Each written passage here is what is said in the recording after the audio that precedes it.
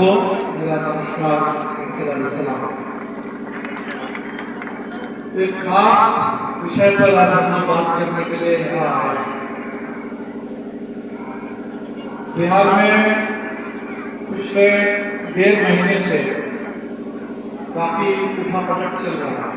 सब लोग जानते हैं, नया साल जब शुरू हुआ था तो महागठबंधन की सरकार थी।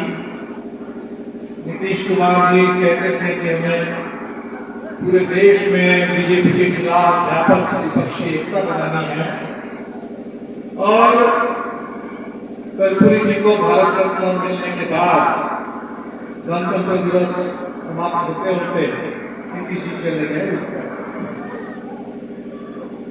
12 फरवरी को हमने देखा कि विधानसभा में स्पीकर के सवाल पर जो वोटिंग हुई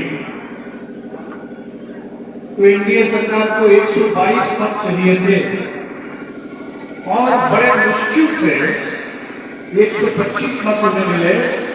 राष्ट्रीय जनता दल के 3 विधायकों को तोड़ दिया और इसके बाद ये सिलसिला रुका नहीं, ये सिलसिला जारी है। और खास तौर पर हम देख रहे हैं कि शाहबाद के इलाके में आपके इस सासाराम लोकसभा में 3 महागठबंधन के विधायकों को तोड़ा गया। हालांकि शाहबाद की कहानी से इतनी नहीं है कि 3 महागठबंधन के विधायकों को तोड़ा गया। अगर कैमूर और भभुआ के साथ भोजपुर को भी जोड़ करके देखें तो जहां यहाँ दलित विधायकों को तोड़ा जा रहा है, वहीं माले के जुझारू दलित विधायक साथी मनोज मंजिल को झूठे मामले में फंसाकर अदालत से सजा दिलवाकर उनकी सदस्यता छीनी दी गई। तो खैर फिलहाल हम लोग जो बात कर रहे हैं कि जो 3 विधायकों को तोड़ा गया, हमारी समझ से एक बहुत बड़ा राजनीतिक भ्रष्टाचार है। अक्सर जब हम लोग भ्रष्टाचार की बात करते हैं, हम लोग सिर्फ आर्थिक भ्रष्टाचार की बात करते हैं। आज भी भाजपा वाले आते हैं तो चारा घोटाले की बात करते हैं, मुफ्त घोटाले की बात करते हैं। तो घोटाले तो होते रहते हैं, ढेर सारे हुए हैं देश में, लेकिन भ्रष्टाचार महज कोई आर्थिक मामला नहीं है, बहुत बड़ा राजनीतिक भ्रष्टाचार। आप जरा याद करिए 2020 में जो विधानसभा के चुनाव हो रहे थे, कैसे समय में चुनाव हो रहे थे? कोरोना काल में चुनाव हो रहे थे, जब हमारे प्रवासी मजदूर देश के हर कोने से पैदल घर अपने गांव लौट आए थे।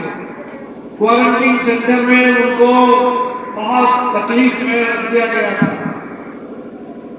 लोगों को उस समय ठीक से भोजन तक मिल नहीं रहा था। एक ऐसे कठिन दौर में चुनाव हुए थे और उस चुनाव में जो 3 आपके विधायक चिनारी, मौनिया, भभुआ से जो उस तरफ गए, डीके की कैसे गए मुझे नहीं मालूम, लेकिन उनको इन 3 विधायकों के पीछे करीब 2 लाख लोगों का वोट था। करीब 2 लाख मौनिया, चिनारी, भभुआ में करीब 2 लाख लोगों ने उस मुश्किल दौर में, उस कोरोना काल से लड़ते हुए, उन्होंने डबल इंजन सरकार के खिलाफ जो बिहार की जनता का राजनीतिक आक्रोश था और बिहार से लेकर के पूरे देश में राजनीति में बदलाव आए, सरकार बदले, सरकार को बदलने के लिए उन्होंने वोट दिया। तो ये वोट लेकर के करीब 2 लाख वोट जो सरकार को बदलने के लिए था, करीब 2 लाख वोट जो भारतीय जनता पार्टी के और नीतीश जी के विश्वासघात के खिलाफ, डबल इंजन सरकार के नाकामी के खिलाफ जो वोट डाले गए थे, तो 2 लाख मतदाताओं के साथ कितना बड़ा अपमान। उनसे वोट लेकर के कोई विधायक अगर इधर से उधर चले जाए, इसका मतलब सिर्फ एक विधायक का बिकना नहीं है, इसका मतलब है कि उस विधायक के पीछे जो 2 लाख करीब मतदाताओं के मत थे, उस मत के साथ मजाक, उन मतदाताओं का अपमान। और इसीलिए हम लोगों को लगा कि इस राजनीतिक भ्रष्टाचार के खिलाफ आज समय आ गया है कि हम लोग जबरदस्त एक लोकतांत्रिक आवाज, मतदाताओं की आवाज को बुलंद करें। हमने देखा कि विधानसभा के अंदर राष्ट्रीय जनता दल और कांग्रेस ने अध्यक्ष के पास लिखा कि विधायकों के खिलाफ कानून सम्मत कार्रवाई हो। पता नहीं अध्यक्ष की ओर से भी कार्रवाई होगी या नहीं होगी।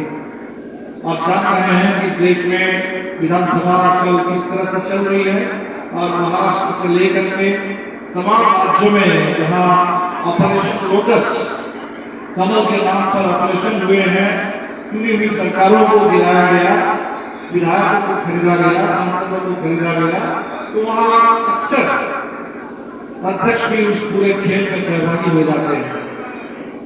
इसलिए विधानसभा के अंदर क्या होगा नहीं होगा वो तो समय बताएगा, विधानसभा के अंदर की बात है। लेकिन जिन मतदाताओं ने वोट दिया था और जिनके वोट के साथ ये खिलवाड़ हुआ है, उन मतदाताओं का मैं समझता हूं कि न सिर्फ अधिकार है बल्कि फर्ज बनता है।